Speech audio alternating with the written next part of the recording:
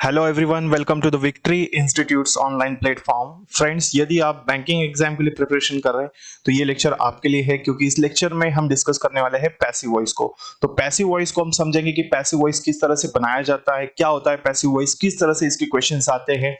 आइए स्टार्ट करते हैं इस टॉपिक को। चलिए, तो दोस्तों देखिए, सबसे पहले हम बात करते हैं यहाँ पर कि पैसिव वॉइस हमारे लिए क्यों इंपॉर्टेंट है।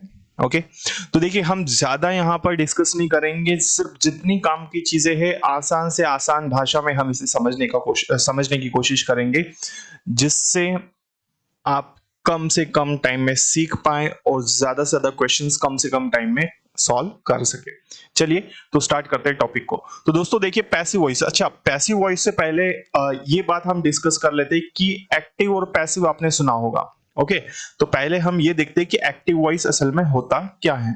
ओके, एक्टिव वॉइस है क्या, क्या पढ़ चुके हैं एक्टिव वॉइस? तो दोस्तों, एक्टिव वॉइस का मतलब होता है टेंस। ओके, तो टेंस को ही हम क्या कहते हैं दोस्तों? टेंस ही हमारा क्या है? एक्टिव वॉइस है। टेंस को ही दोस्तों हम क्या कहते हैं? टेंस ही हमारा क्या है दोस्तों? Active voice. ओके, तो टेंस को ही हम क्या कहेंगे? एक्टिव। अच्छा, पैसिव क्या है? तो पैसिव आज हम पढ़ेंगे। ओके, चलिए, तो बने रहिएगा कंप्लीट लेक्चर में, क्योंकि इसमें हम बिल्कुल डिटेल से बारीकी से एक एक चीजों को डिस्कस करने वाले हैं। देखिए, तो देखिए, तो दोस्तों अच्छा, छोटी सी बात मैं आपसे डिस्कस करना चाहूंगा यहाँ पर कि अच्छा, अगर हम जैसे कि हम टेंस की यदि हम बात करें, मतलब एक्टिव वॉइस। ओके, तो दोस्तों एक्टिव में होता क्या है, टेंस में हम करते क्या है? ओके, तो टेंस में दोस्तों हम जनरली देखिए तो हमारे लिए सब्जेक्ट ही सब कुछ रहता है। क्या रहता है दोस्तों? सब्जेक्ट ही हमारा सब कुछ रहता है। ओके, और दूसरी बात अगर हम समझे तो हम ये देखते हैं कि सब्जेक्ट के अकॉर्डिंग हम हेल्पिंग वर्ब का यूज करते हैं। सब्जेक्ट के अकॉर्डिंग हम हेल्पिंग वर्ब यूज करते हैं। ओके, तो सब्जेक्ट यदि हमारा सिंगुलर होता था तो हम हेल्पिंग वर्ब कैसे लगाते थे? सिंगुलर। यदि सब्जेक्ट हमारा प्लूरल होता था तो हेल्पिंग वर्ब भी हम कैसे लगाते दोस्तों? प्लूरल हेल्पिंग वर्ब का यूज करते थे। ओके, तो टेंस में, इट मींस एक्टिव वॉइस में, हम क्या करते थे? सब्जेक्ट ही हमारा सब कुछ रहता था, सब्जेक्ट ऑब्जेक्ट के लिए काम करता था, ऐसा हम बोल सकते हैं। ओके, दूसरी बात, एक्टिव वॉइस में क्या था? टेंस में हमने देखा कि जो हेल्पिंग वर्ब रहती थी वो हमेशा सब्जेक्ट के अकॉर्डिंग लगाई जाती थी। यदि आपका सब्जेक्ट सिंगुलर है, एक वचन है, तो सिंगुलर हेल्पिंग वर्ब। यदि सब्जेक्ट प्लूरल है तो प्लूरल हेल्पिंग वर्ब हम यूज करते थे। ओके, दूसरी बात क्या है, इसके अलावा थर्ड पॉइंट क्या है जो टेंस में आता है, वो ये कि हमने टेंस कितने पढ़े हैं? 12। ओके, टोटल टेंस कितने होते हैं दोस्तों? 12। यहां तक बातें क्लियर है? मैं समझता हूं यहां तक चीजें आपको समझ में आ चुकी होगी। ओके, तो एक्टिव वॉइस मतलब टेंस को ही एक्टिव वॉइस कहा जाता है। ओके, और सब्जेक्ट ही सब कुछ रहता था टेंस में, सब्जेक्ट के अकॉर्डिंग हेल्पिंग वर्ब लगाई जाती थी। और टोटल टेंस कितने हैं दोस्तों? टोटल टेंस 12 होते हैं। इतनी बात क्लियर है? चलिए, मैं समझता हूं ये चीजें आपको अच्छे से क्लियर हो गई होगी। अब आते हैं बिल्कुल पैसिव पे कि पैसिव क्या होता है। एक्टिव पता होना चाहिए, इसलिए मैंने पहले एक्टिव वॉइस के बारे में छोटी सी जानकारी आपको बता दी। देखिए, अब पैसिव, अब एग्जाम में क्या होता है, हमें दोनों ही तरफ से क्वेश्चंस पूछे जाते हैं। ओके, एग्जाम में हमें दोनों तरफ से क्वेश्चन पूछे जाते हैं। एक हमसे बोला जाता है दोस्तों कि एक्टिव, एक हमसे पूछा जाता है कि हमें एक्टिव दिया जाता है और हमें पैसिव बनाना होता है, और दूसरा हमें पैसिव दिया जाता है, उसका हमें एक्टिव बनाना होता है। क्लियर है यहां तक? चलिए, अब हम दोनों ही चीजों को समझेंगे। तो एक्टिव हमने डिस्कस कर लिया, अब हम पैसिव के बारे में बात करते हैं। देखिए, तो पैसिव क्या होता है समझिए। पैसिव में हमेशा दोस्तों ऑब्जेक्ट सब्जेक्ट के लिए काम करेगा। क्या करेगा? ऑब्जेक्ट सब्जेक्ट के लिए काम करेगा। तो जो भी हेल्पिंग वर्ब लगेगी वो हमेशा ऑब्जेक्ट के अकॉर्डिंग लगेगी। किसमें? पैसिव में। ओके, एक्टिव में सब्जेक्ट रहता था, पैसिव में सिर्फ ऑब्जेक्ट ही सब कुछ रहेगा हमारे लिए, सब्जेक्ट से हमें कोई मतलब नहीं रहेगा। ओके, तो पहली बात पैसिव में क्या है? ऑब्जेक्ट ही हमारे लिए सब कुछ रहेगा। जैसे मान लीजिए यदि मैं एक सेंटेंस लिखूं, मैंने लिखा यहां पर कि he takes he takes T, इसमें ऑब्जेक्ट क्या है? तो टी है हमारा, तो टी के अकॉर्डिंग टी से ही हमें मतलब है, इस ही से हमें कोई मतलब नहीं है, रहेगा लेकिन वो बाद में। लेकिन हाल फिलहाल पहला पॉइंट क्लियर हुआ कि ऑब्जेक्ट ही हमारे लिए सब कुछ रहेगा।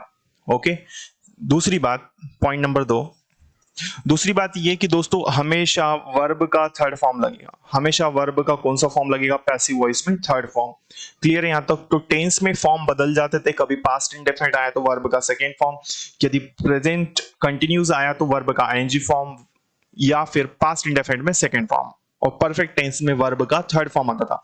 लेकिन टेंस में आपको ऐसा भी पैसिव वॉइस में आपको ऐसा कुछ भी टेंशन लेने की आवश्यकता नहीं है, क्योंकि इसमें हमेशा वर्ब का थर्ड फॉर्म लगाया जाएगा।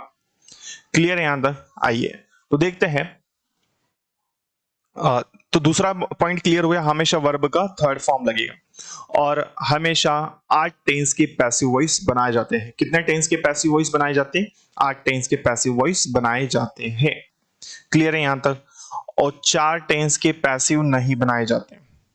तो यही होता है पैसिव वॉइस। हमेशा ऑब्जेक्ट सब्जेक्ट के लिए काम करेगा। हमेशा ऑब्जेक्ट किसके लिए काम करेगा दोस्तों? हमेशा ऑब्जेक्ट सब्जेक्ट के लिए काम करेगा। पैसिव वॉइस में हमेशा वर्ब का थर्ड फॉर्म लगाया जाता है, और सिर्फ 8 टेंस के पैसिव बनाए जाते हैं, 4 टेंस के पैसिव नहीं बनाए जाते। इतनी बात क्लियर है? आइए अब ये 4 टेंस कौन से है जिसके हम पैसिव वॉइस नहीं बनाए जाते हैं, बनाते हैं, वो देख लेते हैं। ओके, तो 4 टेंस कौन कौन से दोस्तों? देखिए, तो ये जितने भी टेंस है इनके पैसिव वॉइस हम कभी भी नहीं बना सकते। जैसे पहला है present continuous tense, past continuous, future continuous और फ्यूचर परफेक्ट कंटिन्यूस टेंस। इन चारों के पैसिव कभी भी नहीं बनाए जा सकते। क्लियर है यहां तक? तो ये 4 टेंस ऐसे जिनका हम पैसिव वॉइस कभी भी नहीं बना सकते। ठीक है, आइए नेक्स्ट। अच्छा, ये तो था पहले तरीके से कि पैसिव की पैसिव वॉइस होता क्या है। ओके, लेकिन अब दूसरा तरीका पैसिव का कि दूसरे तरीके से पैसिव वॉइस क्या है ये भी हम देख लेते हैं। देखिए, जब हमें ये ना मालूम हो कि सब्जेक्ट कौन है या फिर काम कौन कर रहा है। क्या कहा दोस्तों मैंने? जब हमें ये नहीं मालूम हो कि काम कौन कर रहा है। जैसे कि इंग्लिश पढ़ाई जाती है। आप खुद सोचिए, इस सेंटेंस से इंग्लिश इज टॉट, इससे क्या पता चल रहा है? इंग्लिश पढ़ाई जाती है। लेकिन इससे ये कंफर्म नहीं हो रहा है कि इंग्लिश कौन पढ़ाता है। इट मींस हम ये कह सकते हैं यहां पर कि हमें इस सेंटेंस में सब्जेक्ट नहीं पता कि कौन कर रहा है, इंग्लिश कौन पढ़ाता है। तो बाय जो भी है, हिम, हर, देम, जो भी पढ़ाता, कोई ना कोई तो पढ़ाता होगा, लेकिन सब्जेक्ट है क्या, नहीं पता। दूसरा, recharge has been done, recharge हो गया है। तो आप खुद सोचिए, कोई तो होगा जिसने रिचार्ज किया होगा, लेकिन सेंटेंस से हमें पता नहीं चल रहा है। तो ये भी दोस्तों पैसिव वॉइस ही होता है। ये दूसरे तरीके से पैसिव वॉइस से इसमें क्वेश्चंस बनते हैं, कई बार एरर में भी आ जाता है। लेकिन हम ये सोचते हैं सर यहाँ पर बाय तो है नहीं, तो फिर ये पैसिव कैसे हुआ? ओके, तो बाय जो रहता है, बाय और बाय के बाद में जो सब्जेक्ट ऑब्जेक्टिव केस में आता है, ये हिडन होता है यहाँ पर। ओके, इसीलिए से इसे हटा दिया जाता है। तो जब पता ना हो काम कौन कर रहा, वो भी पैसिव वॉइस होगा। Meeting was cancelled, meeting cancel हो गई थी। तो कोई तो होगा वहां पर जिसने मीटिंग को कैंसिल किया होगा। पता चल रहा है क्या? नहीं। तो इसीलिए जब मालूम ना हो काम कौन कर रहा है या काम किसने किया, सब्जेक्ट हिडन हो, उसे भी हम क्या कहेंगे दोस्तों? उसे भी पैसिव वॉइस कहा जाएगा। मैं समझता हूं कि जो बातें मैंने आपको समझाई वो क्लियर हो चुकी होगी। ओके, तो ये है पैसिव वॉइस, ये दूसरा तरीका। और पहला तरीका जो मैंने आपको बताया दोस्तों, वो क्या है कि पैसिव वॉइस में कि हमेशा ऑब्जेक्ट सब्जेक्ट के लिए काम करेगा, चार, और वर्ब का हमेशा वर्ब का थर्ड फॉर्म लगाया जाएगा। ओके, और क्या है, 8 टेंस के पैसिव नहीं बना, 8 टेंस के पैसिव बनाए जाते हैं, 4 टेंस के पैसिव हम नहीं बनाते। 4 टेंस कौन कौन से दोस्तों? तो 4 टेंस है हमारे present perfect continuous tense, past perfect continuous tense, future in continuous tense और फ्यूचर परफेक्ट कंटिन्यूस टेंस। इन चारों के पैसिव नहीं बनाए जाते हैं। ओके, फिर हमने एक और चीज देखी कि जब काम पता ना हो कि काम कौन कर रहा है, वो भी पैसिव वॉइस होता है। ओके, तो ये चीजें है पैसिव वॉइस में। क्लियर है? अब इसके आगे आता है, अब ये तो हो गया पैसिव वॉइस, हमने समझा। ठीक है, इसमें एक और चीज है जो हमें समझनी है।